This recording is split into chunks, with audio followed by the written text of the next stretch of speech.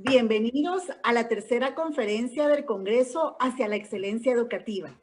Este congreso se realiza gracias a la visión vanguardista de las autoridades de la Universidad de San Carlos de Guatemala y las autoridades del Centro Universitario CUNSAC, maestro Carlos Vargas, director del centro, y maestra Sonia Villatoro, directora del Departamento de Estudios de Posgrado de CUNSAC, así como el apoyo de COICA y del Club de Becarios de COICA. Muchísimas gracias por dedicar este tiempo a la evolución del conocimiento. Bienvenidos. Hoy tenemos con nosotros el honor de contar con la presencia del doctor Orlando Oliva, quien abordará el tema de neurociencia, aprendizaje y memoria. Este tema es de relevante importancia y estamos seguros que les aportará mucho. El doctor se distingue por su preparación académica y él cuenta con lo siguiente. Tiene el título de psicólogo egresado de la Universidad de San Carlos de Guatemala. Tiene una maestría en filosofía de la Universidad Rafael Andívar. Tiene un doctorado en comunicación social egresado de la Universidad de San Carlos de Guatemala. Ha ocupado diferentes puestos en el contexto laboral y su trayectoria ha sido muy amplia en lo que es el área de la docencia. Actualmente es titular de la Universidad de San Carlos de Guatemala. Labora como en la Escuela de Ciencias Políticas, atendiendo los cursos en el área de filosofía, sociología, investigación política, psicología organizacional e inteligencia emocional. Asimismo, también se ha desempeñado como facilitador en el Instituto Nacional de Administración Pública, INAP. También es miembro de la Escuela de Gobierno y Gestión Pública. Ha gerenciado los procesos de monitoreo y evaluación en el Programa de Justicia de la Unión Europea y también se desempeña como docente de la Universidad de San Carlos de Guatemala y de la Universidad Rafael Andívar. Para nosotros es un honor contar con su valiosa participación esta tarde, doctor Oliva, y es un gusto poderle ceder el espacio. Bienvenido. Gracias, buenas tardes. Bien, iniciando, diríamos que el tema es bastante amplio debido a que de por sí es un campo que aún sigue estando presente y que está permanentemente actualizándose. Antes estamos planteando unos previos que es el locus enunciationis, que es partir desde dónde estamos viendo la realidad. Y en este caso, desde mi calidad de mestizo, heterosexual, mestizo de cierta, en este caso de la capital, con ciertas características y que eso en alguna medida me hace ver la realidad desde un punto de vista. Uno debe estar consciente de esa limitante, máxime en países tan diversos como el nuestro. Yo tengo la pretensión de verdad, obviamente que no la tengo, pero es una postura en la cual asumimos que la verdad con mayúscula tendríamos que ser semidioses o dioses para poderla conocer. Nosotros conocemos prácticamente verdades preliminares o verdades con minúscula, que vienen siendo más particulares. Dentro de los objetivos del día de hoy, aunque ya no es el tema de los objetivos como inicialmente planteaba Bloom, para mí todavía tiene vigencia Bloom, más que en este caso la visión de las competencias, Tobón y otros, y me permito plantear uno que es un poquito más, uno cognitivo, uno afectivo y en alguna medida uno psicomotriz.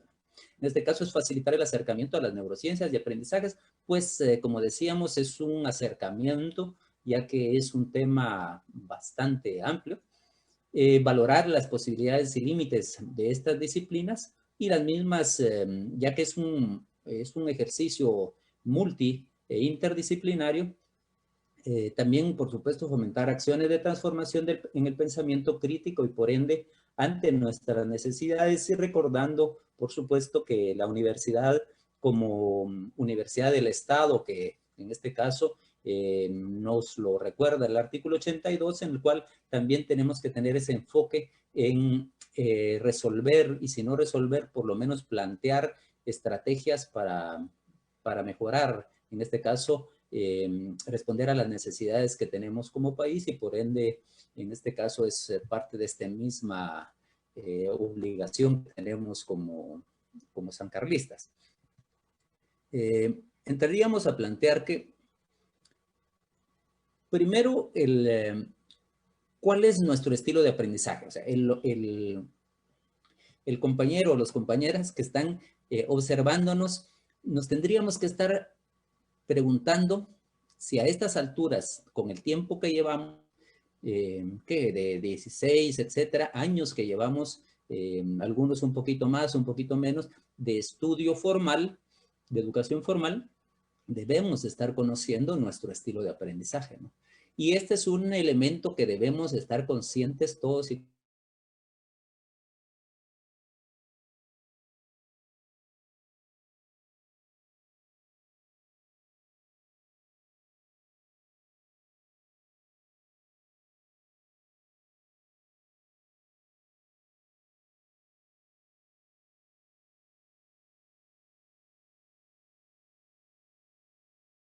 que nos plantea al menos 4 estilos de aprendizaje, que después vamos a ver que hay, por supuesto, más de acuerdo a las múltiples inteligencias. Pero de ahí tenemos entonces que, ¿cómo? La pregunta es, primero, para podernos comunicar y en algún momento hacer una relación de aprendizajes y vocabularios que en algún momento tenemos. Cuando hablamos de mundo, vamos a entender que es esa construcción, ese cúmulo intersubjetivo que construimos en común los seres humanos. Esa intersubjetividad la podríamos plantearla como mundo. De ahí podríamos plantear como planeta, en el sentido de la parte física externa con la cual nos estamos relacionando, esa realidad como tal que está fuera nuestro. Y vamos a entender por cosmos esa unidad tanto de lo subjetivo como de lo objetivo, en este caso lo material y lo no material que formaría. Hablamos de universo con mayúscula para plantear que hay pluriversos, planteando que hay universos más concretos, más pequeños, y que ha estado de moda ese tipo de vocabulario. Pero hablando con mayúscula, estaríamos diciendo esa totalidad de sentido que formaría todo lo conocido. De esa cuenta, voy a hacer un pequeño recorrido cómo llegamos a la neurociencia.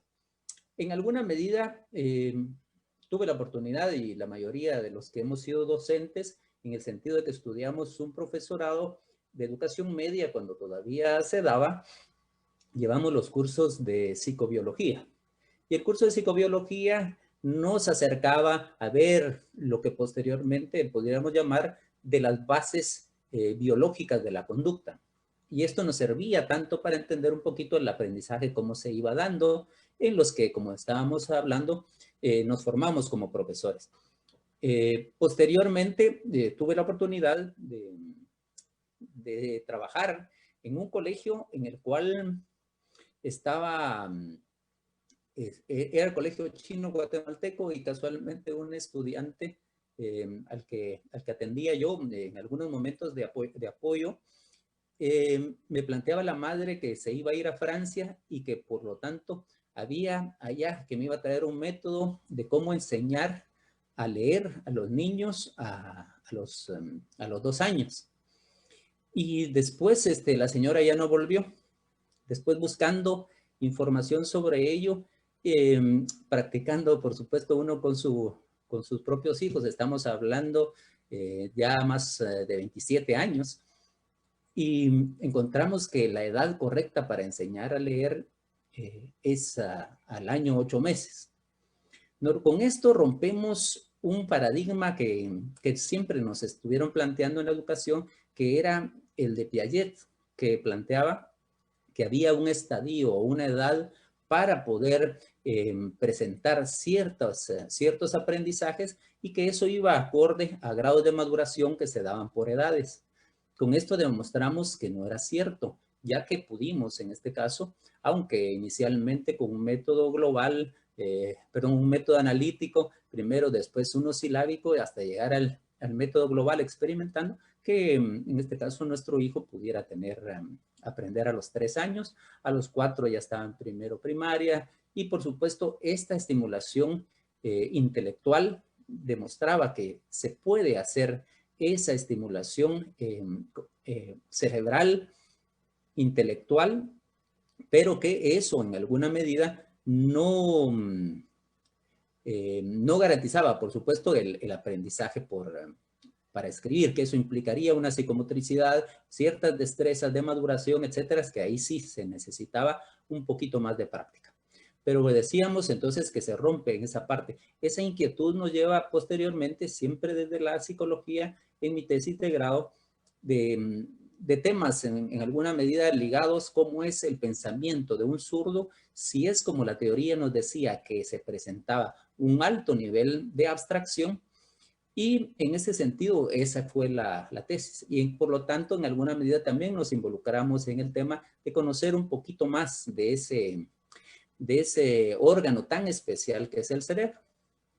Y después vamos a hablar un poquito de algunas de sus características.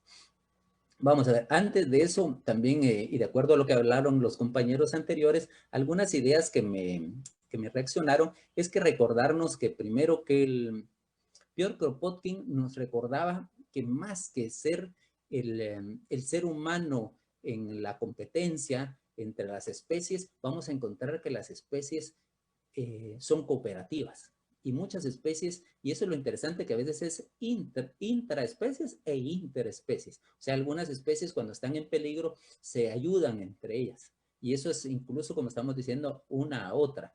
Y eso es un elemento que nos da a entender como que la cooperación entre los humanos y en todos los seres vivos es una constante. O sea, la vida como un criterio que vamos a hablar posteriormente, que la vida es la que crea todos los valores, ¿verdad? La vida como un criterio de verdad. Y eso es un tema un poquito más filosófico, pero atraviesa casi toda la temática del día de hoy y por supuesto otras que están ligadas a lo que actualmente se está manejando tanto en la filosofía como en temas un poquito más ligados a estas ciencias sociales de la liberación. De ahí tenemos obviamente que nosotros tenemos una naturaleza interna y una naturaleza, podríamos llamar, externa. O sea, el ser humano no debemos de ver la naturaleza como ajena, sino que somos parte de ella.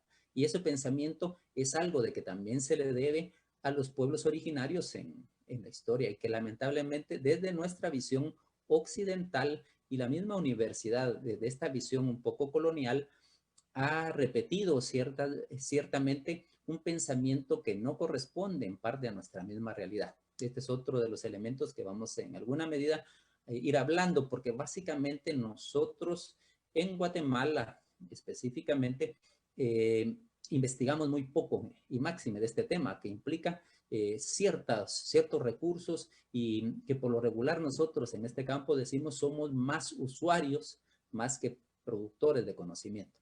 Pero también hay unos elementos que sí se pueden trabajar y eso es lo que vamos a abordar al menos el día de hoy. Y por supuesto estamos invitados a seguir explorando y como decíamos, es un campo de actualización permanente. Entonces decimos también que no hay un método científico ni epistemológicamente, aunque este intento de la neurociencia desde un modelo biologicista está tratando obviamente de plantear una visión más orgánica, aunque también, como decimos, es un intento de acercarnos a esta disciplina que sería la neurociencia, entendiéndola un poquito más a la... Después vamos a dar algunos elementos conceptuales, pero antes de llegar ahí, quería que viéramos esta parte. El ser humano estamos condicionados más que determinados dentro de un espacio geográfico, temporal, etcétera, que pudiéramos llamar que ese sería ese espacio geográfico. Después construimos por medio de las interacciones dentro de la sociedad una malla de significados que sería la cultura. Y la cultura, como nos diría Freud, o sea, uno de los padres de la psicología, que es lo que nos separa de la realidad. Quiere decir que nosotros, para poder acercarnos a la realidad, utilizamos ciertos elementos culturales y que en esa medida vamos a ver que así se va construyendo ciertos aprendizajes. Aquí me atreví a plantear que como seres que somos psicobiosociales, vamos a estar no predominando una sola de estas esferas. Normalmente en la educación priorizamos la parte cognitiva y no así las otras, que también tienen ciertos elementos relevantes que también al final vamos a hacer algunas críticas y algunos otros aportes a esos cambios, ¿no? Pero decíamos entonces, si miramos la gráfica, vemos que este triángulo, que es, puse ladrillos porque para recordar que nos vamos construyendo, que el ser humano, entonces en este caso, tiene esa construcción de lo psicobiosocial y que además de eso, ese cuadro verde implicaría esos filtros culturales, ideológicos, marcos teóricos, conceptuales, esa espiritualidad, esa cosmovisión, ese cosmosentipensar, pudiéramos hablar más adelante, que es parte de lo que nos separa de la realidad y que con ese es con los que nos acercamos a esta misma realidad. Entonces, vemos entonces que esos son, pudiéramos decir, el ser humano en el nivel 1, en un nivel 2 y un nivel 3 que sería lo externo. Entonces, el ser humano permanentemente, como decimos, está actualizándose neuronalmente con esta realidad. Nos ayuda a ver también estos tipos de pensamientos en no pensar solo dicotómicamente, como a veces se pasa, y recordándonos incluso cómo el pensamiento asiático nos hace una forma de ver la dialéctica desde una visión un poquito más amplia, que simplemente como nuestros compañeros en algún momento de la historia en la misma universidad, todo lo remitían a la idea de lucha de clases cuando no es necesariamente ese el tema, sino entonces entender la realidad de una forma dialéctica nos va a llevar a que puede ser más de una, y en este caso, el pensar, el sentir y el actuar están íntimamente ligados e íntimamente relacionados como, como pudiéramos verlo en esta otra gráfica. Acá ponía yo, y si se ven un poquito más atentos al tipo de letra, si vemos en algún momento las letras aparecen en unas más pequeñas, dice psico, bio y social. Si lo queremos ver desde otra manera, estaríamos hablando que nos movemos en un campo cognitivo, afectivo o sensorio, y otro que es conductual.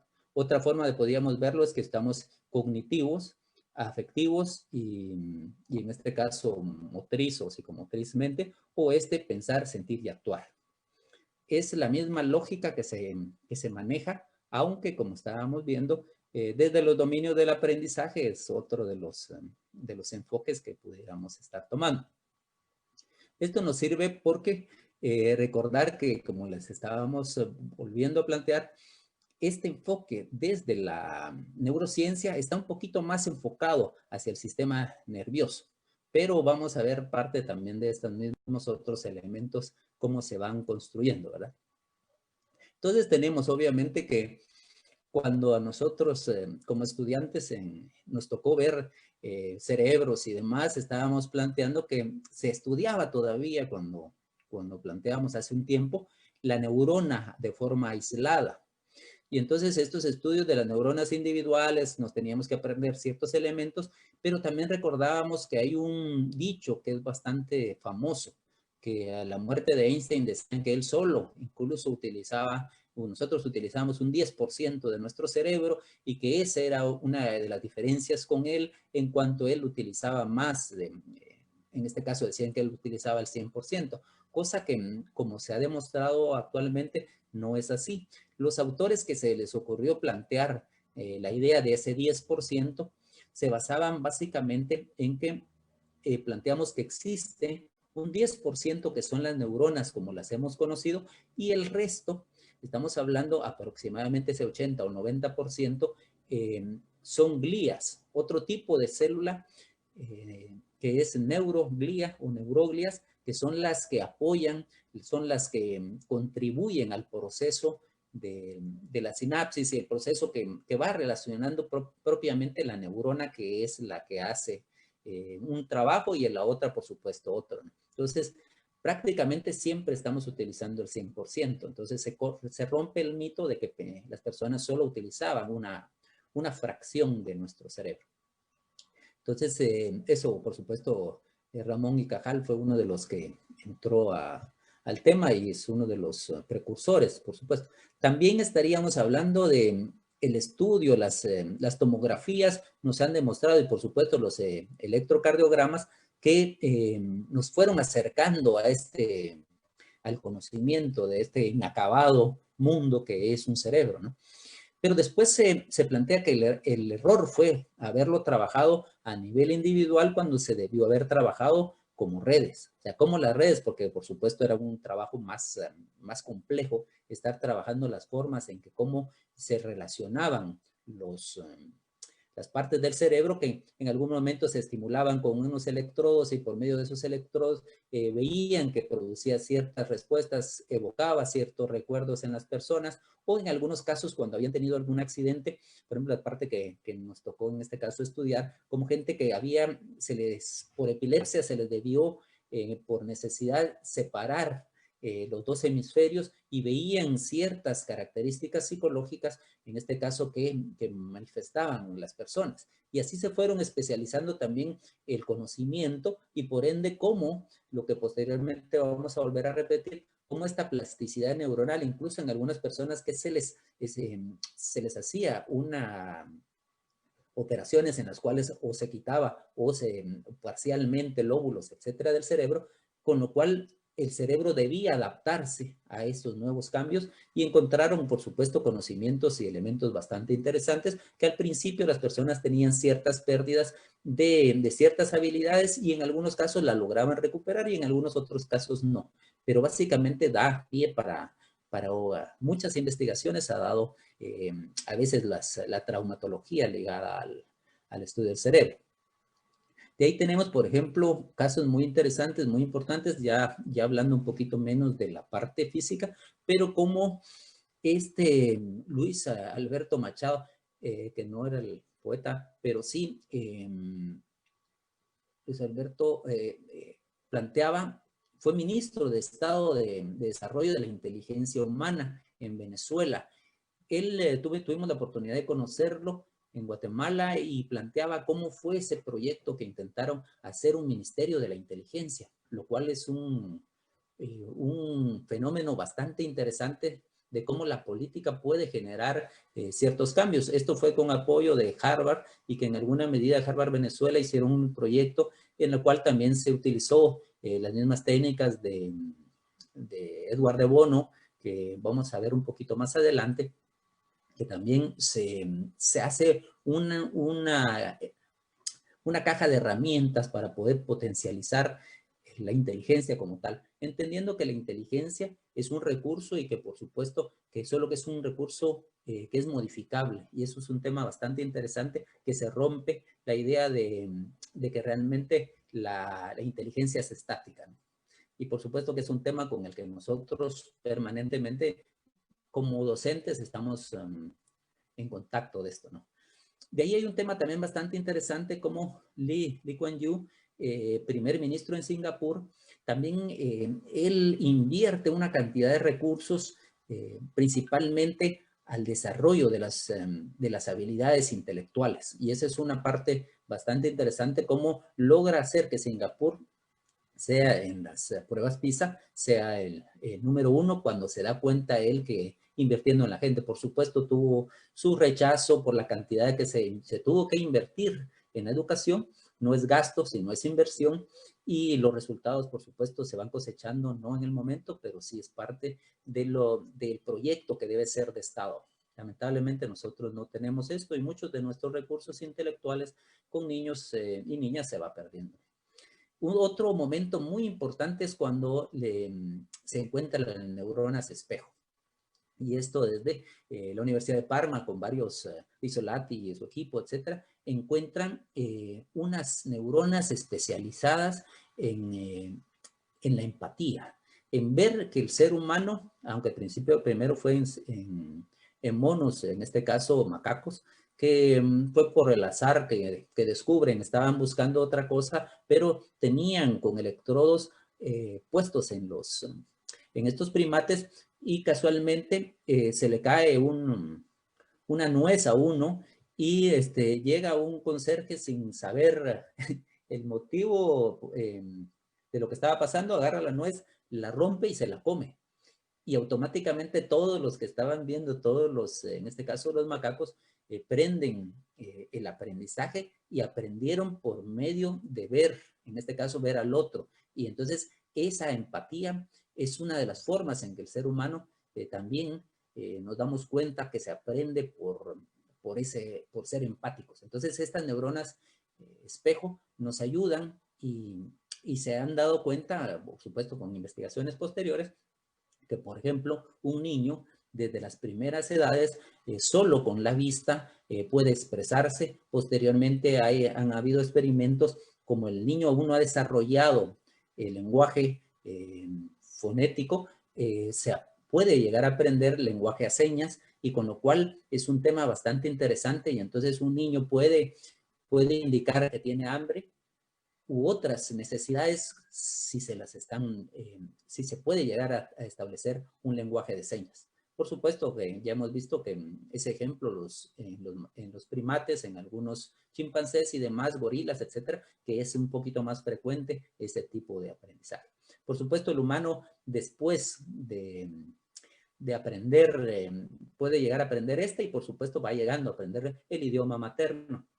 Y por supuesto otros tipos de idiomas que cuando el niño como que hubiera una predisposición también a escuchar, a ver otras formas. Por eso es que es importante como la estimulación a tiempo, no temprana como diríamos, sino estimulación a tiempo que implicaría permanentemente estimular a los niños y las niñas, a veces nosotros con nuestros hijos, a veces con nuestros alumnos, con nuestros, en este caso, nuestros nietos, que pudiéramos también formar esa conciencia en los padres, que por lo menos si va a estar solo el niño o la niña, pudiera estar escuchando la radio, escuchando música, que también son otras formas que por supuesto sabemos que es parte de ese mismo aprendizaje.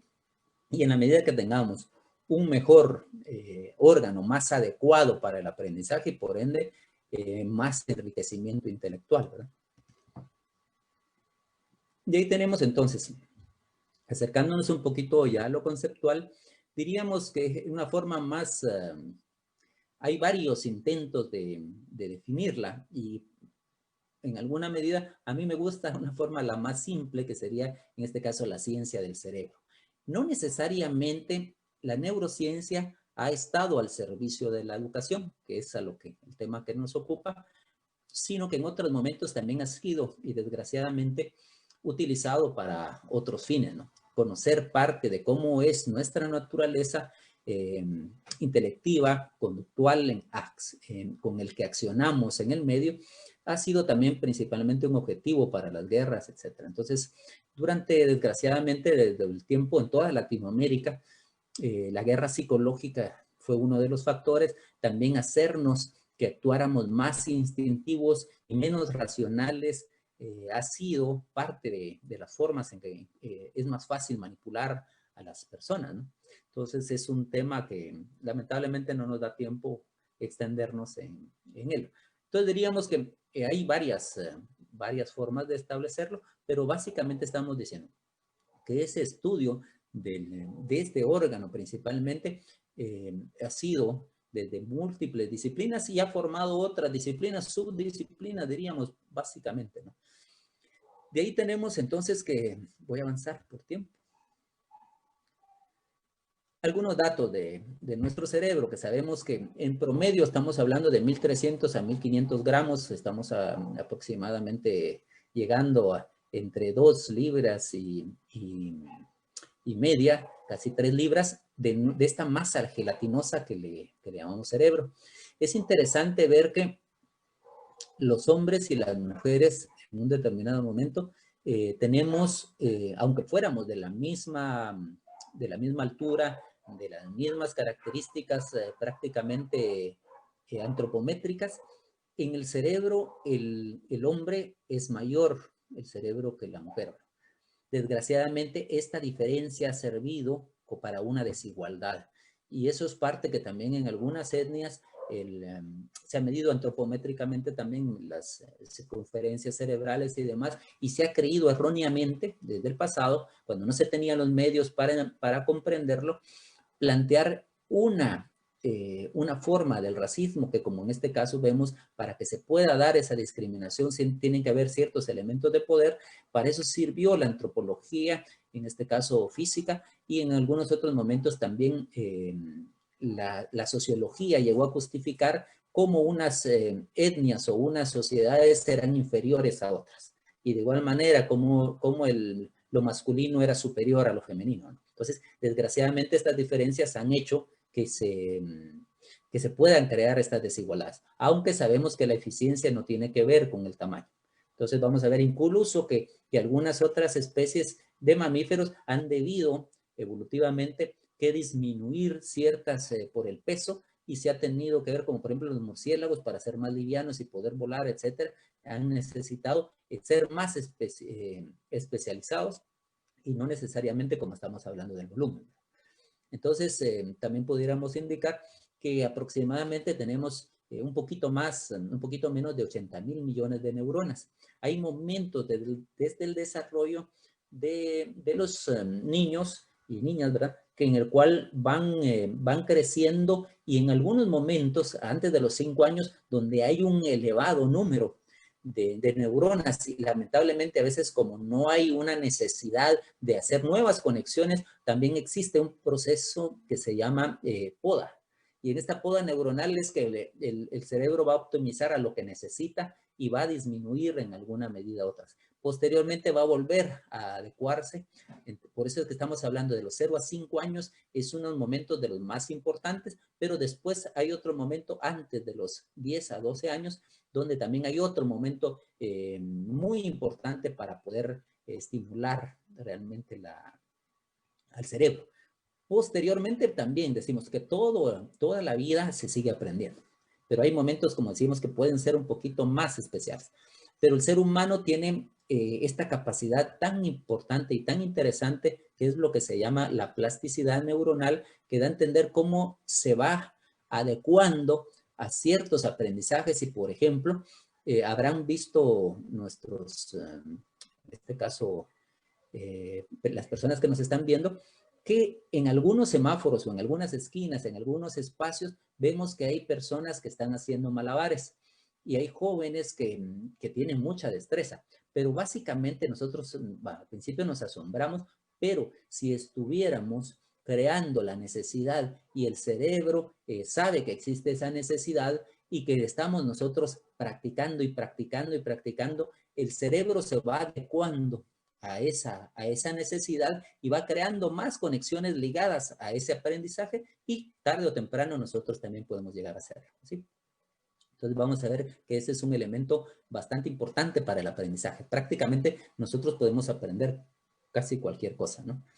De ahí tenemos que, aunque estábamos hablando como tal del cerebro, que aunque es aproximadamente un 2% del peso del ser humano, en realidad percibe entre un 15 y un 20% de la sangre, y más de un 20% del consumo total de oxígeno. Aparte, es una de las áreas que pierde más calor, etcétera. Aparte, por eso es que en alguna medida es el órgano que es más activo, y el 25% de la glucosa total se maneja directamente dentro del cerebro. Recordaremos que el cerebro no utiliza proteína porque si no crecería, y no puede crecer, y es parte de eso, porque se necesita que simplemente sea muy, muy eficiente, y solo ciertos productos pueden llegar a penetrar esa barrera hematoencefálica que impide que pasen las proteínas. Pero bueno, ese es un tema un poquito más de fisiología.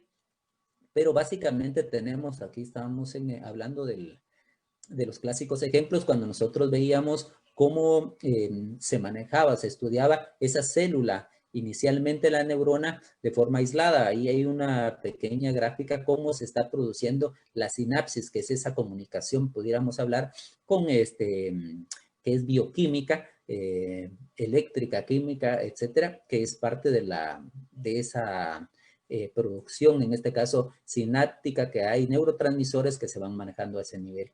Prácticamente no se tocan, sino que ese es un tipo de mensajeros que se establecen entre las dendritas, y en este caso directamente dentro de la sinapsis. En el otro lado tenemos una neuroglia, la que habíamos mencionado, que son de las sostén, las que son básicamente el 80%, el 80 al 90% de toda la masa nerviosa, en términos generales, en todo el sistema nervioso.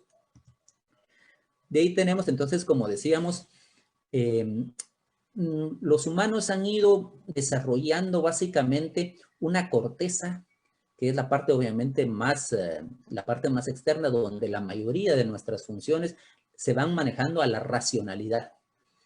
Y la otra parte, cuando vemos, está el sistema límbico, que es una parte más como un cerebro más primitivo, lo que llamamos arcaico, o le podrían llamar en algunos otros autores, este es el cerebro reptiliano, que es la parte que se maneja en automático. Este es el cerebro encargado de ciertas funciones no conscientes, ¿no? Y desgraciadamente, a veces es el que como dice, invade y retoma todo el control, cuando prácticamente le llamaríamos como una explosión de la amígdala, que es uno de estos mismos órganos internos, que a la hora de perder el control en la ira, en la violencia, acapara y deja de ser racional el ser humano, y eso es lo que la inteligencia emocional, que vamos a ver un poquito más adelante, ayuda en este caso a estar atento a que tenemos que hacer una educación, y en este caso este aprendizaje emocional. De ahí tenemos entonces que el estudio se ha dado más recientemente gracias a las tomografías, y como ya he mencionado un poquito, que es un poquito más antiguo, los electroencefalogramas, de ver en alguna medida ciertas características y descubrir ya con las tomografías de que prácticamente en lo que se creía antes que solo un área era muy específica para ciertas funciones, se ha descubierto que hay un intercambio. Hay unas células que son especializadas, pero básicamente hay una comunicación total. Por eso decimos que es como una orquesta sinfónica, ¿no? En algunos momentos tocan más ciertos instrumentos y los otros se vuelven secundarios, y a su vez, cuando se tocan otros dentro de la música, otra parte de melodías, etcétera, son otros los protagonistas y los otros son los acompañantes. Entonces, por eso estamos hablando que sería una analogía hablar que una orquesta pudiera ser, en este caso, nuestro cerebro. De ahí, ¿qué tenemos? O sea, han habido en la historia, han existido muchos aportes, y como estamos hablando, más de 100 años en los cuales hay temas muy, muy valiosos, algunos un poquito menos significativos, pero en este caso vamos a hacer un recorrido con los que en algún momento nos sirven un poquito más para la educación. En este caso, el aporte de las inteligencias múltiples, nosotros y tal vez alguno de nuestros, en este caso nuestros compañeros que nos están viendo, recordará que alrededor del tercer año básico nos hicieron un test de orientación vocacional, y en este caso se utilizaba una herramienta, un test que se llama TAD, test de aptitudes diferenciales. Desde ya hace mucho tiempo ya se planteaba que había una inteligencia abstracta, había una inteligencia numérica, había una inteligencia espacial, que es la base para que posteriormente Garner aproveche esta parte de otros conocimientos y él acuñe las 8 inteligencias, que son parte de lo que hemos estudiado en alguna medida los que nos dedicamos a la educación propiamente.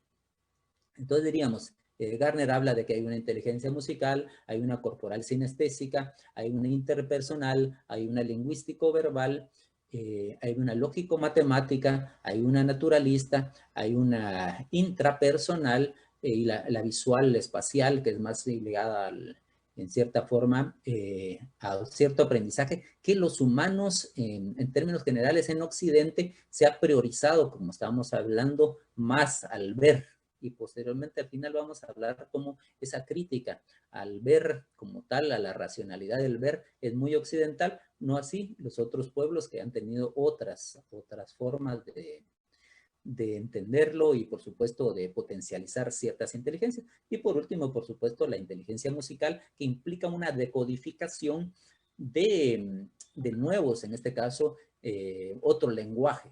Y en este caso es bastante interesante, por supuesto, porque implica una lógica diferente este lenguaje musical. Y ahí tenemos otros aportes, en este caso para la educación, como estábamos hablando. Edward de Bono es bastante significativo, como en este caso nos plantea el de los 6 sombreros, estos métodos que estamos hablando de estimulación dentro del aula, cómo poder jugar hasta cierta forma métodos de estimulación al intelectual, ¿verdad?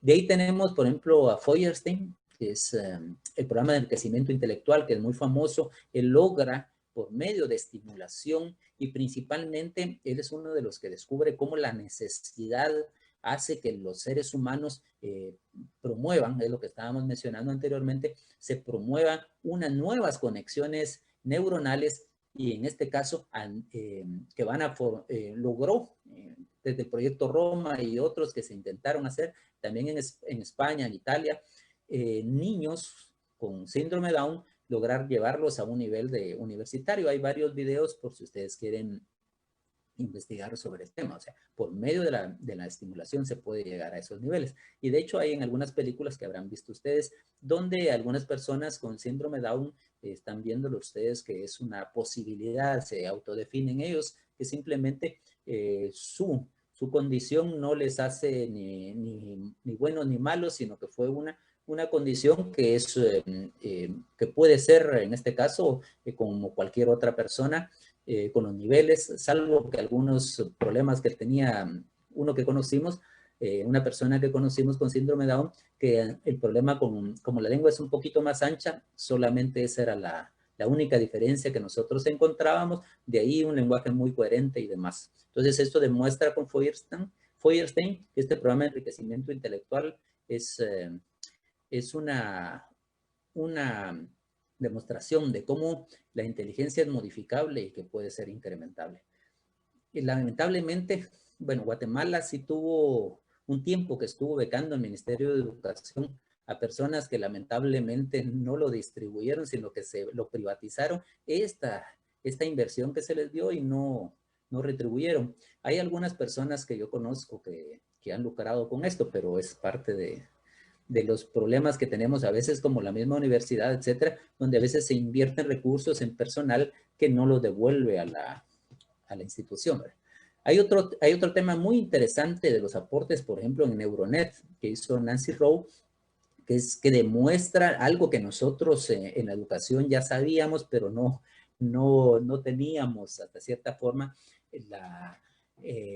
las bases para poder decir las evidencias más empíricas de comprobar que sí funcionaba. Ella, por medio de ciertos ejercicios que simultáneamente utilizan, mientras está utilizando las manos, está utilizando la parte verbal, está simultáneamente en equilibrio, tratando de hacer ciertos otros movimientos y mientras el sentido vestibular está trabajando, logra hacer nuevas conexiones neuronales. Esto ha servido para personas con Alzheimer para que recuperen su vida funcional, las actividades de la vida diaria, y ha demostrado que este tipo de estimulación es uno de los tantos recursos que actualmente tenemos en este campo, ¿no? De ahí el método Silva, que ustedes recordarán que es un método bastante famoso durante los años 70 y 80, donde José Silva empieza a trabajar lo que posteriormente otros también, un poquito antes también, han utilizado de la filosofía, en este caso de la India, el yoga principalmente, formas de retroalimentarse y formas de potencializar el cerebro y por ende ciertas funciones como tal. Lamentablemente, bueno, no estaba entre lo que mencionábamos, pero lo voy a hacer acá público. Yo fui el primer coordinador del sistema de ubicación y nivelación hace más o menos 20 años en la universidad.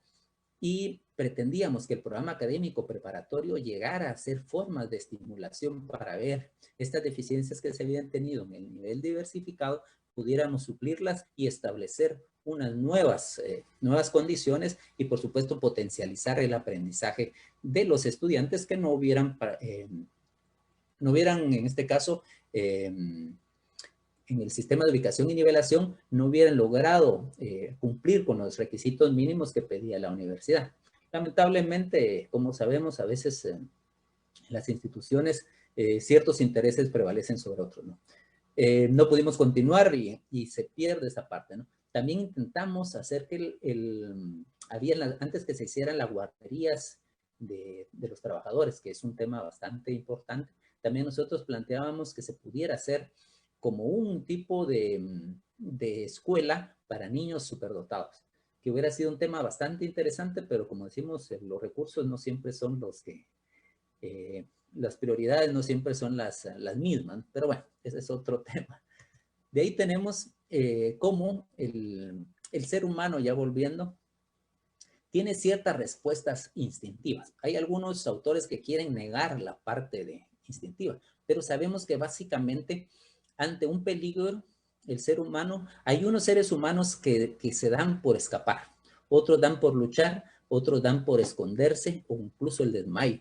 Entonces, ante un peligro. Entonces, esto nos va a dar a entender que ciertos componentes genéticos han tenido, y algunos seres humanos estamos en esto. Ahorita se está estudiando en alguna medida cómo estas en alguna forma pueden tener genes, algunas personas más ligadas a la violencia y otras personas un poquito más pacifistas, etc.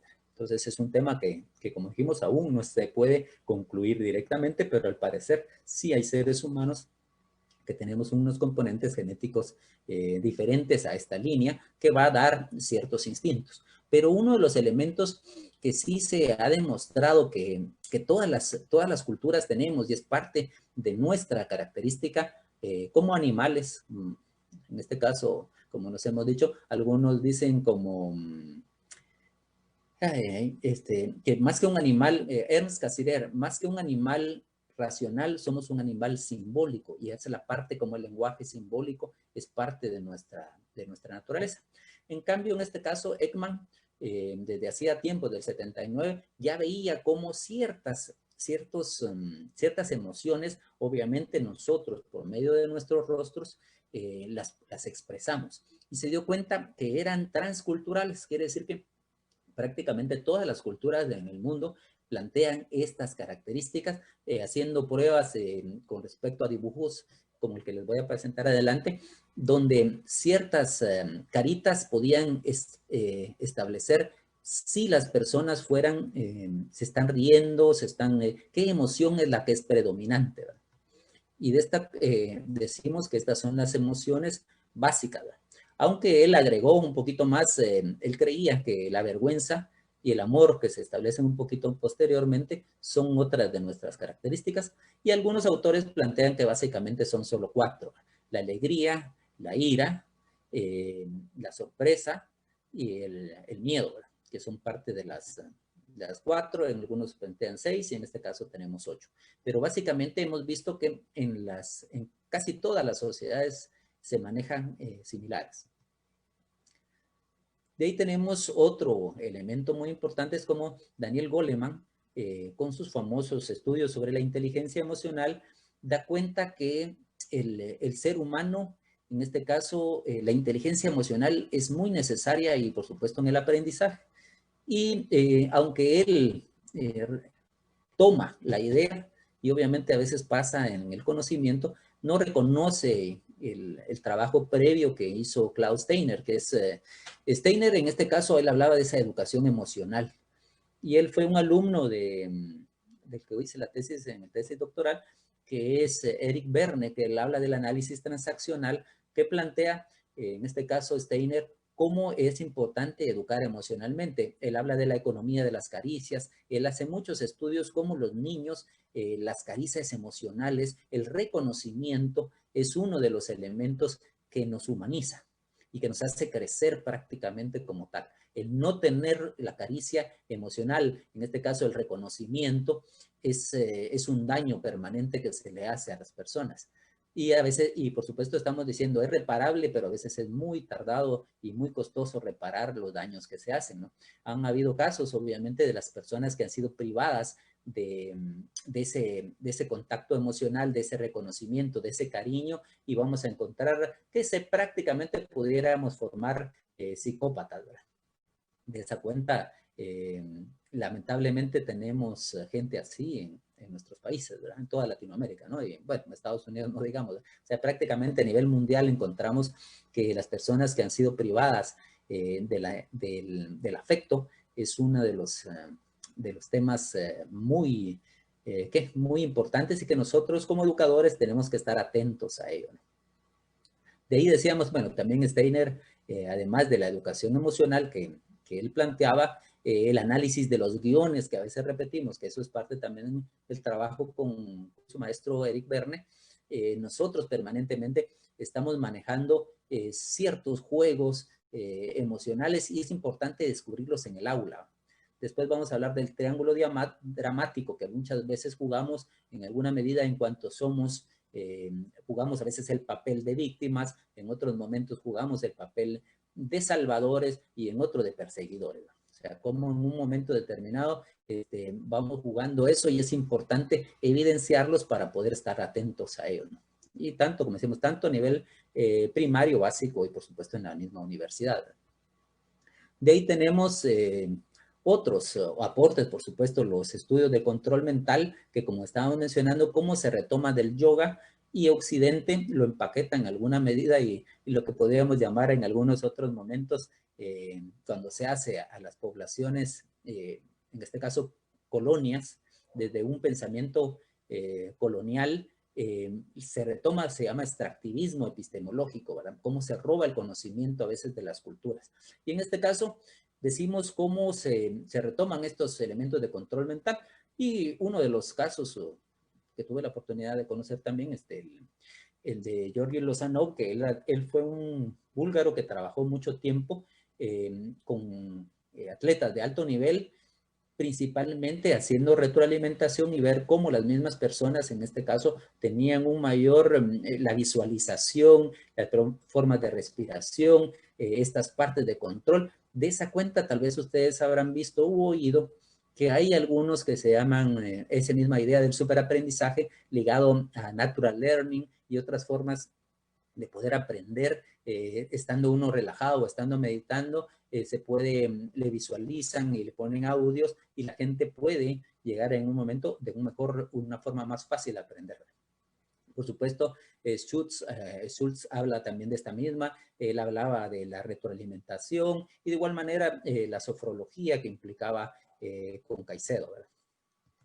De ahí tenemos también otros aportes, en este caso, que están de moda y ahorita es uno de los boom en este tema, es mindfulness, que es parte de esa misma, de estar más que meditando, una atención centralizada, una atención concentrada, una atención activa hasta ciertas funciones que podemos lograr en alguna medida mejoras tanto en lo emocional, físico y psíquico.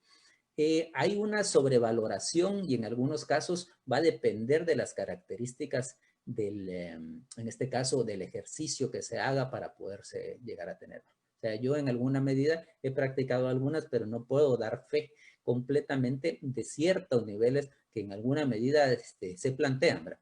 Pero esa es parte de lo que tendría que... No han habido casos muy experimentales para poder establecer a qué gente se les da y a qué gente no con las mismas condiciones. Pero sí sabemos que hay elementos a las personas a las que les ha funcionado.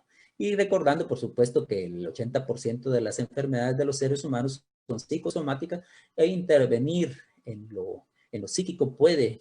Recordaremos de eso de mente sana en cuerpo sano, implica que si se trabaja, obviamente con la mente, también el cuerpo y viceversa.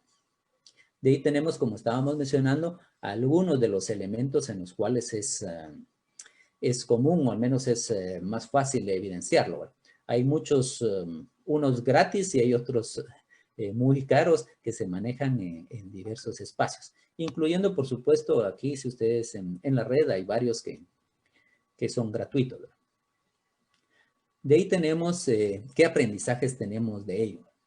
Bueno, antes de que continuemos, sería bueno que todos nuestros clientes pudieran en un momento darse una su estirada, unas respiraciones profundas que nos contribuyen a reoxigenar nuestro órgano principal con el cual estamos en este momento interactuando. Bien, decimos, oxigenar el cerebro obviamente nos va a dar otras condiciones. Y nosotros en el aula normalmente a veces olvidamos que la atención, la curva de atención inicial en los primeros minutos es muy alta, digamos un 100%. Entre los 20 y 30 minutos vuelve a decaer esa atención. Y después necesitamos hacer unas actividades para que vuelva a recuperarse la atención y posteriormente, así sucesivamente, pudiéramos estar haciendo ese ejercicio. Después sí, obviamente nos puede servir. ¿Qué hemos aprendido entonces de este conocimiento tan amplio que se ha ido desarrollando? Y entre otras cosas, vemos que la inteligencia emocional nos puede servir tanto en el aula, en la casa, en nuestra vida diaria. Y en este caso es el centrarse y concentrar, estar consciente de eso. Sabemos que hay muchas personas que tienen déficit de atención, que a veces está diagnosticado, otras veces no, pero es importante en este caso estar atento, saber concentrarse o centrarse. Y una de las formas, como mencionábamos, es ejercicios simples con los ojos cerrados. Podemos estar tratando de relajarnos y estar conscientes, estar atentos, solo con hacerlo pensar en nuestra respiración, en el sonido que hacemos, etcétera. Por unos momentos ayuda a calmar el resto del cuerpo. Es importante eso, baja la frecuencia cardíaca, eso sí hay una relación más directa. Sería bueno, en este caso es una habilidad, en este caso metacognitiva, cuando hablamos de pensar lo que se piensa cuando se está pensando.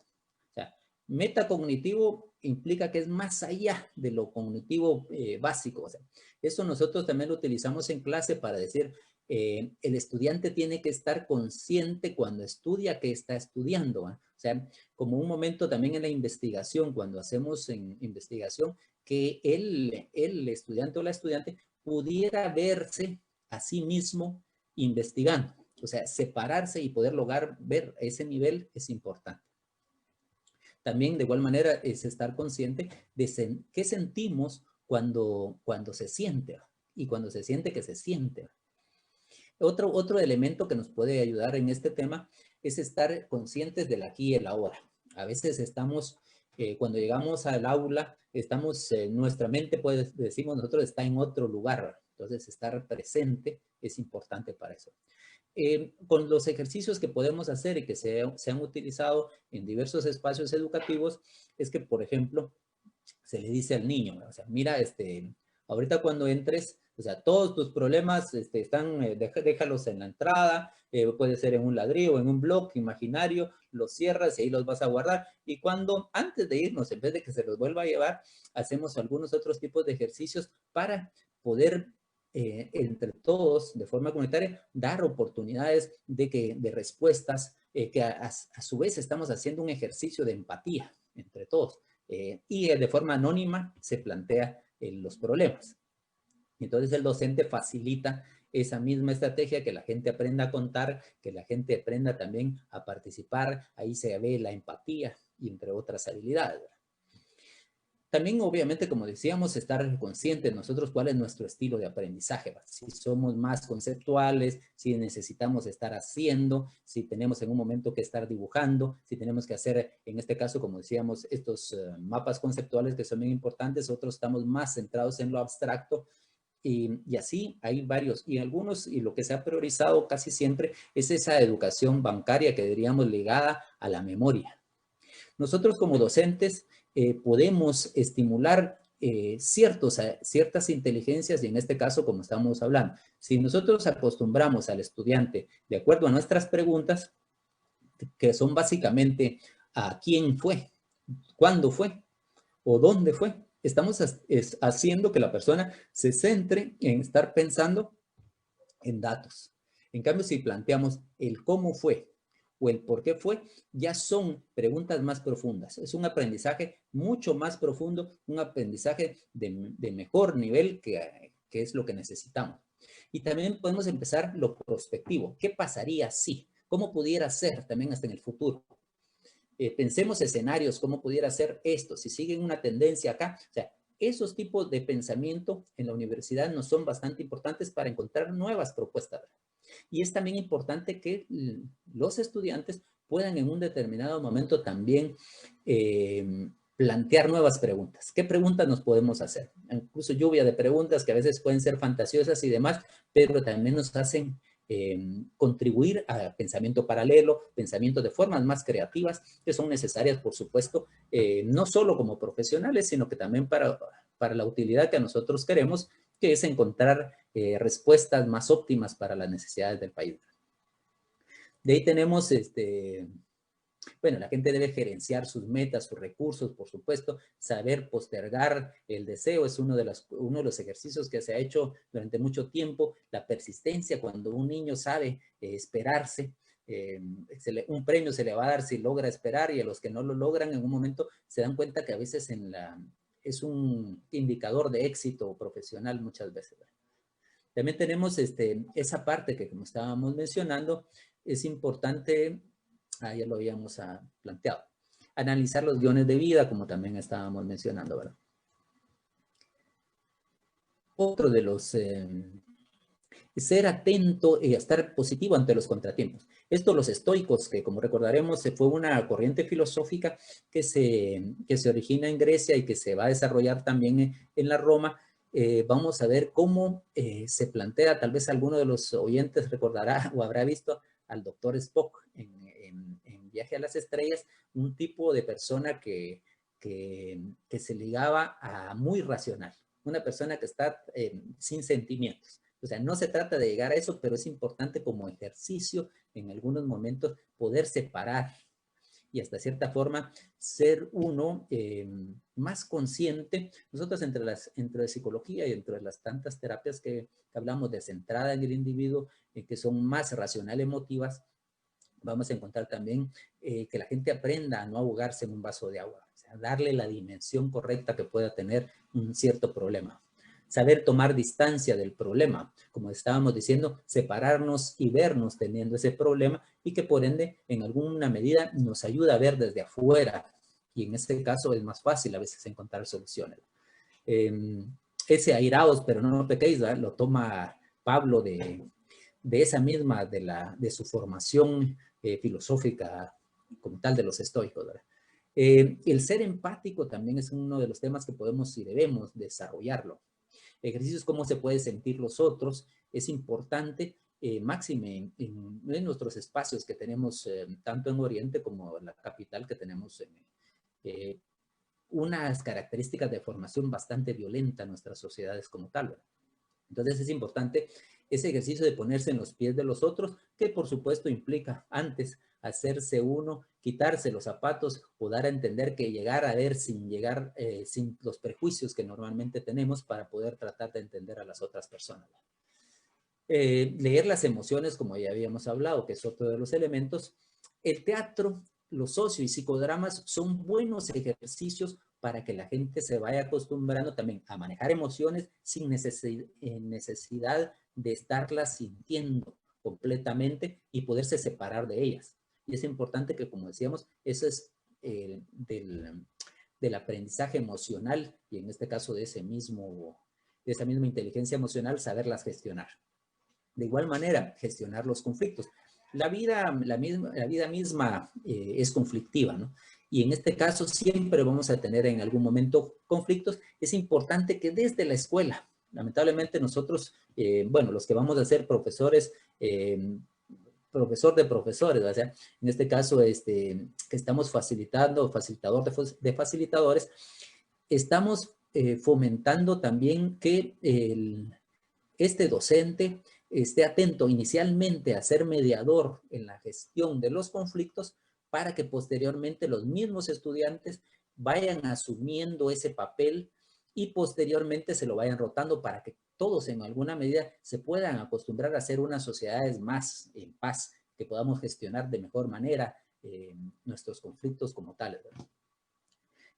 También es un elemento interesante plantearle a las personas, ¿verdad? ¿Cuánto tiempo quieres estar con esa emoción? O sea, para poder un indicador, si la gente en un momento lo ha invadido toda la emoción, y si puede en un momento gestionarla, a decir, por ejemplo, también le podemos preguntar, ¿a qué hora te vas a sentir mal? O sea, del día. Entonces, ahorita no. Pensá que todos los días a las 12 del mediodía te vas a empezar a sentir mal. Y entonces la gente se da cuenta de lo ridículo que es programar cuándo se va a sentir mal, hasta qué momento se va a enojar. Entonces, es importante también, de igual manera, en el duelo. Después sabemos que después de 6 meses, aproximadamente, un duelo de un familiar, etcétera, es llevarlo más allá, ya empieza cierta patología que también la gente tiene que aprender a gestionar su mismo dolor, ¿verdad?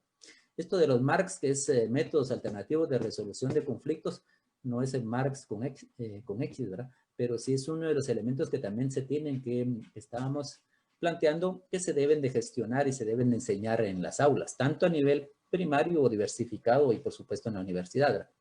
Que a veces no tenemos estos tipos de manejo emocional. Bueno, contándoles una anécdota, ¿verdad? Dentro de las características que tuve yo de dar clases en el oriente del país, no todos, por supuesto, pero en una cierta área que no me retengo el nombre, donde era muy común que muchas personas hicieran trampa.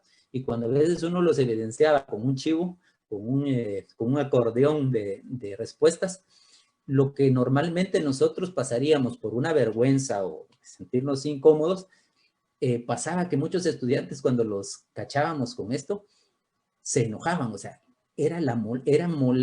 se molestaban con el docente por haberlo descubierto, o sea, no manejaban la culpa. Y ese es un tema bien interesante porque estamos hablando que puede haber elementos culturales que se promuevan, que ser trampa, ser más listo, ser en este caso más vivo, es algo de lo que la cultura promueve, fomenta. Entonces son elementos que también desde el aula nosotros también tenemos que plantear, obviamente, de una ética, aparte de la excelencia, etcétera, insistir que también estos valores se deben de estar fomentando, la ética, el respeto, etcétera, y la honestidad, por supuesto. Que también tendríamos que estar planteando que nuestros espacios, principalmente en las áreas donde el machismo es un poquito más fuerte, es que pedir ayuda no es debilidad. O sea, que es necesario que en un momento determinado recuperar la ternura. Lamentablemente a los varones nos han enseñado en este caso a que no debemos de llorar, no debemos de quejarnos, tenemos que ser fuertes. Y en este caso también hay una valoración que también las mismas mujeres están dando en el sentido de que cuando aceptamos ciertos valores, cuando promovemos o fomentamos ciertas características, estamos haciendo que la gente se vuelva de esa manera.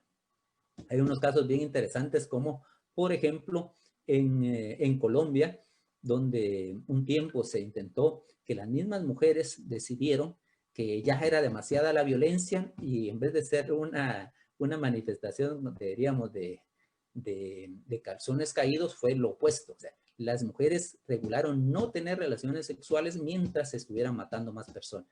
Entonces fue una condición bien interesante porque vemos que cómo pueden cambiarse ciertos patrones culturales en la medida de que nos involucremos todos y todas en estrategias, no necesariamente estas, sino estrategias propiamente para cambiar ciertos elementos. O sea, no naturalizar cuestiones de violaciones de derechos humanos, sino que por supuesto estamos fomentando una cultura de paz que a todos nos conviene.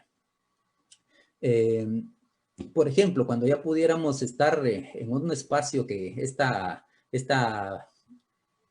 características de la pandemia nos han tenido que no nos dejemos, por ejemplo, abrazarse.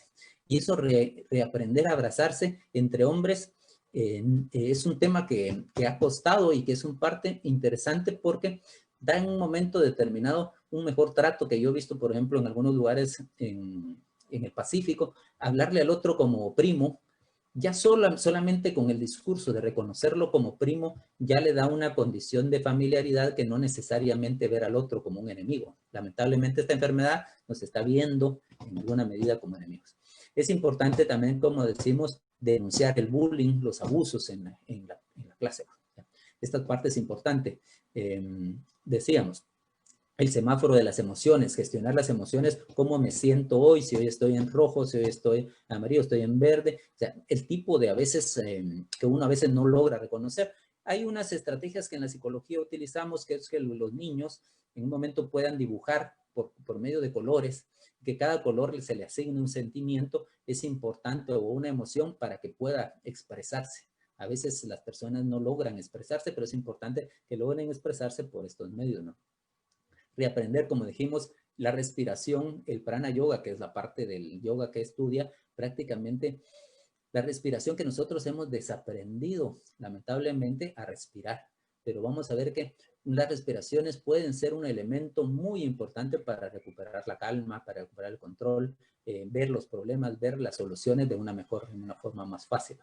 Entrenar la solidaridad, por supuesto que es importante, la compasión, estudiar lograr que por lo menos en la clase los niños, etcétera, puedan llegar a tener una mascota, el cuidado que implica las responsabilidades, etcétera. Es importante que también se pueda aprender, que a veces en la casa no se tiene no se puede tener la mascota, o no se puede tener ese afecto que pueda ser incondicional, que algunas mascotas se pueden llegar a tener. Entonces es necesario como tal, como estábamos mencionando.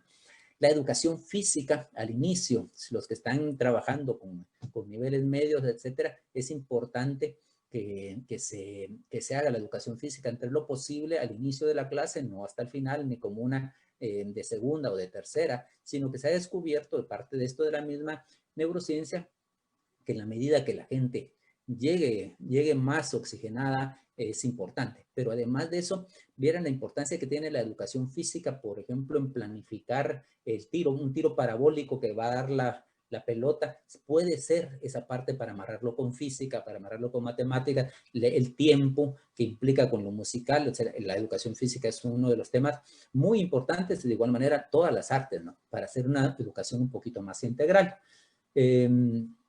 Decíamos que también nosotros, ya en el ambiente universitario, también es necesario esos espacios para oxigenar. También tenemos de los aprendizajes, ya casi terminando, voy un poquito rápido, ¿no? De los aprendizajes que nos ha dado la neurociencia, es que Aristóteles en alguna medida ya tenía la intuición de que decía que están en los órganos, o sea, pero en los sentidos. El conocimiento está en los sentidos, o sea, viendo lo que les va a servir, por supuesto, más adelante a los empiristas, y después lo vamos a criticar, pero también hablaba, Aristóteles, que uno se va, el ajustarse al justo medio, también crea, y es un término que la gente se va acostumbrando a la mediocridad. Si todo el grupo es mediocre, se va acostumbrando a esa mediocridad. Si el grupo jala más, si se piden metas más grandes y cada vez son un poquito más profundas, los estudiantes vamos generando en alguna medida mayores expectativas, o sea, pedirle más a la gente, o sea, que el nivel de éxito sea mayor, no bajarlo para que sea de menor calidad. Los empiristas estaban equivocados, como decíamos, que no somos tabula rasa, no empezamos en cero, no estamos en blanco. Traemos ciertos elementos que también, como estábamos hablando, la parte emocional, etcétera, que se debe potencializar. Ya habíamos hablado del equívoco de Piaget, ¿verdad? Él hizo con sus sobrinos, vio lo que y midió, estudió niños no estimulados, ¿verdad? Se aprende enseñando, eso ya los que son docentes lo sabrán, que a veces aprende más el docente en la medida que esté preparando, en la medida que esté enseñando, que esté parafraseando el conocimiento, en esa medida lo va a hacer más perecedero, mayor nivel de profundidad, de mayor nivel de memoria. Una de las cosas que no habíamos hablado del aprendizaje y ahorita me recordé, es que para nuestro concepto de aprendizaje a veces son muy diferentes. Pero a mí me gusta uno de Hadad Slim, que dice que es una modificación habitual y relativamente permanente en campos de la conducta, del aprendizaje, de la conducta observable, dando a entender que es por medio de experiencias. Esto nos ayuda a entender que ese aprendizaje es una modificación habitual, que dando a entender que sí se puede en alguna medida experienciar, se puede expresar. Voy a subir un poquito el volumen, que la lluvia nos está visitando.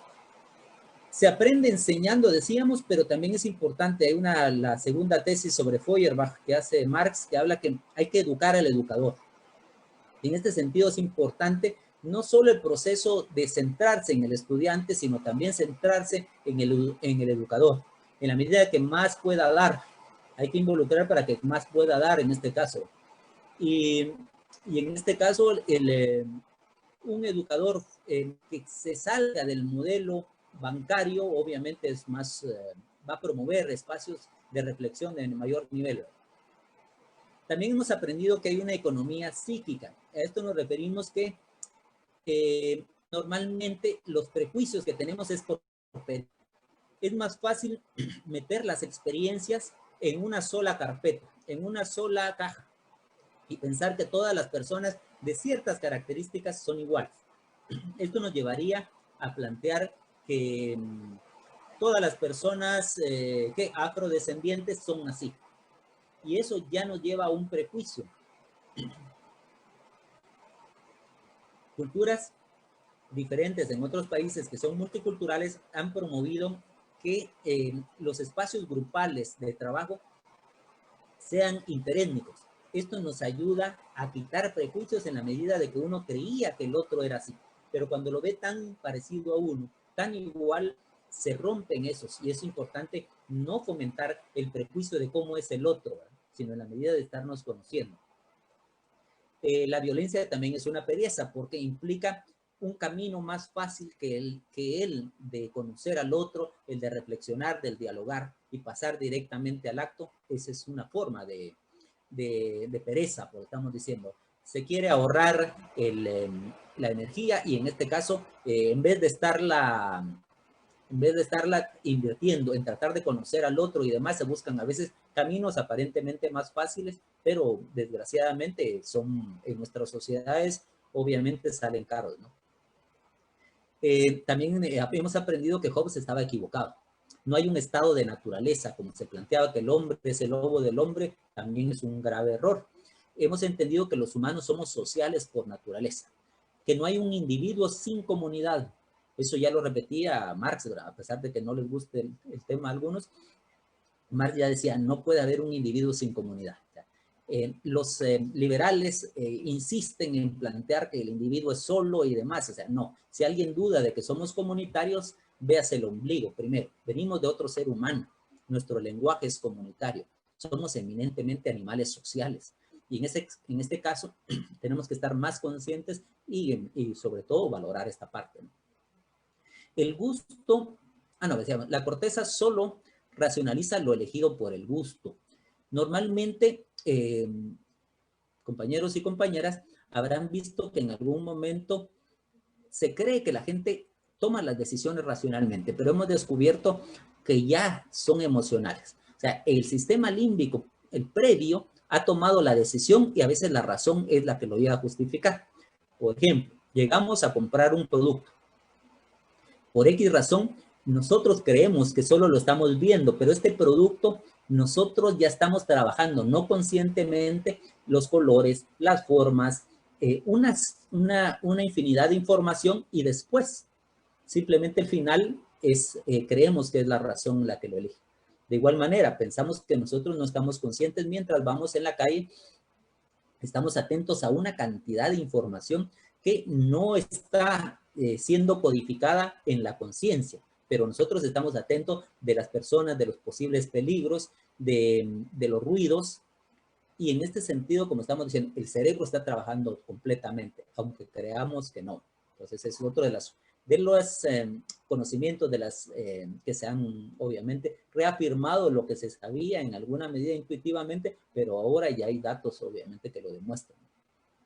Entonces decimos, el ser humano, el gusto, la estética, pareciera ser que el ser humano es previa incluso a la razón que como estábamos hablando. De igual manera, como los animales, en un determinado momento, las aves están cantando como tal, se valora, ellas valoran, una de las especies, la pareja, valora en el otro el canto, el color. Eso demuestra que es el sistema vida que se maneja por la estética. Entonces, a veces todo lo que promueva la vida es bello.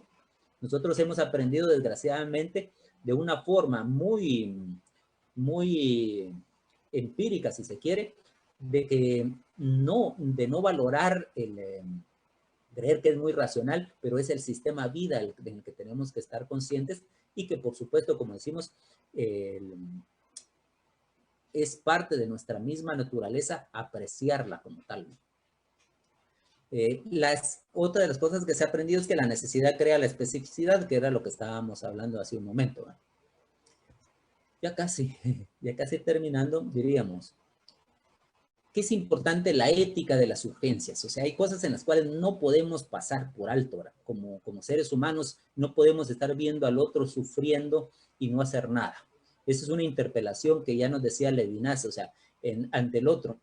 Él cuenta la anécdota como en este caso le pide a Moisés, el mendigo, mira, yo soy igual que tú y estoy jodido, o sea, no me tenés que ayudar, o sea, de cierta forma, esa interpelación hacia el otro es importante que nosotros estemos atentos, máxime que tenemos tantos niveles, tantas carencias, y por supuesto la universidad, más que especificarse en micro elementos que a veces tenemos de gorgojos, a veces no logramos ver la dimensión, nos quedamos viendo en lo micro, el entorno, las relaciones y que pudiéramos hacer. Nosotros pudiéramos tener, aprovechando, por ejemplo, decir la cooperación y en otros espacios, hacer micro lagunas para la sequía que se viene, los cambios climáticos, por supuesto, tendríamos que estar atentos, que eso es un sistema, el sistema vida está en riesgo, ¿no? Y es parte de nuestras...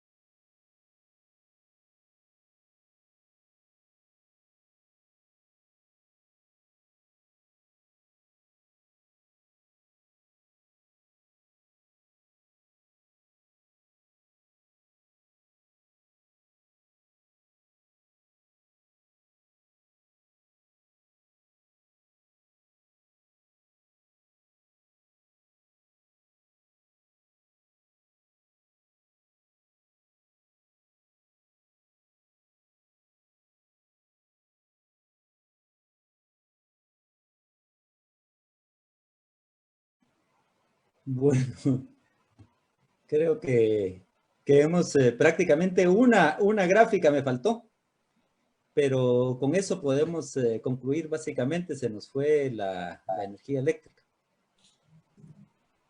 Doctor, si usted quiere, agradecemos que pueda terminar, si usted todavía tiene la disponibilidad de la presentación, ¿verdad? Para finalizar. Vale, bueno, gracias y buenas tardes.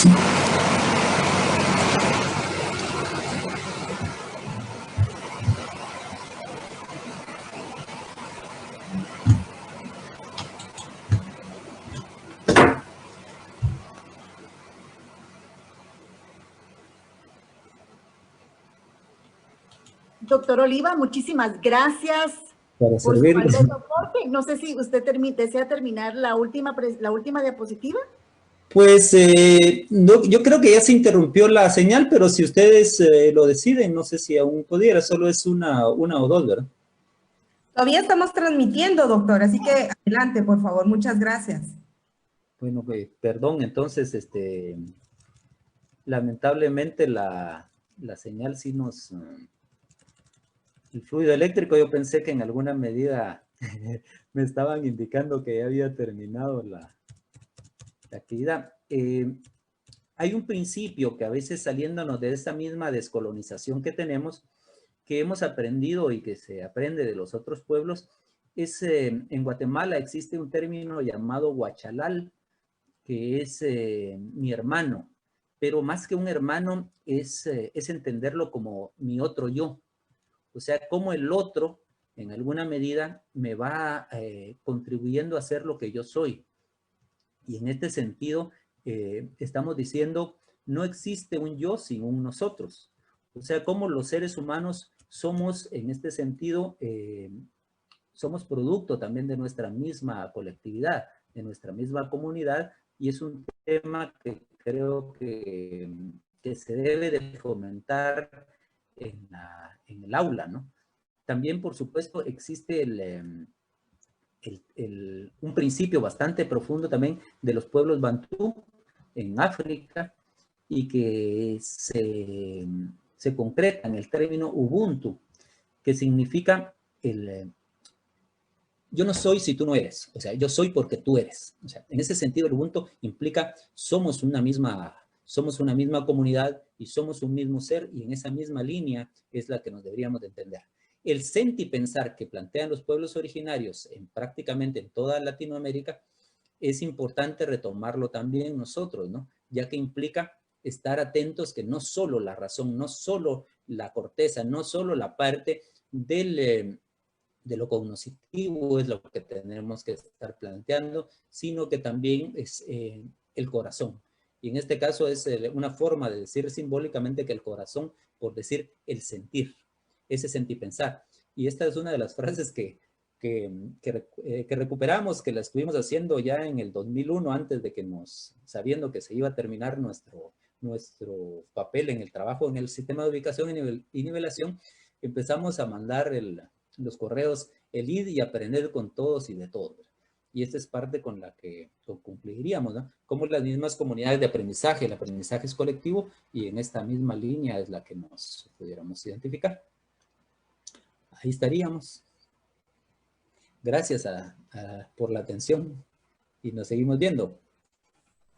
Muchísimas gracias, doctor, por su valioso aporte. Realmente una disertación sumamente relevante e interesante para la comunidad educativa y para todas las personas que estuvieron en esta reunión. Agradecemos mucho su tiempo. Gracias por cooperar con nosotros y hacer de este congreso algo trascendente. Agradecemos a la audiencia por estar con nosotros. Si usted por alguna razón no ha podido estar en los 2 días anteriores, queremos contarles que las grabaciones están en Facebook Live del Centro CUNSAC. Ahí pueden ustedes revisarlas, pueden ustedes volver a escucharlas y seguir aprendiendo. Realmente nosotros estamos muy felices de que ustedes estén acá. Esto evidencia el interés de querer trascender en la vida. Mañana tenemos la participación del doctor Marco Tulio Aldana. Están cordialmente invitados. Será una exposición sumamente interesante. Él estará abordando la inteligencia de los datos para la transformación digital de la universidad. Agradecemos su tiempo esta noche y a todas las autoridades que hacen posible este magno evento. Hoy nos despedimos con la siguiente frase. La educación no es preparación para la vida. La educación es la vida misma.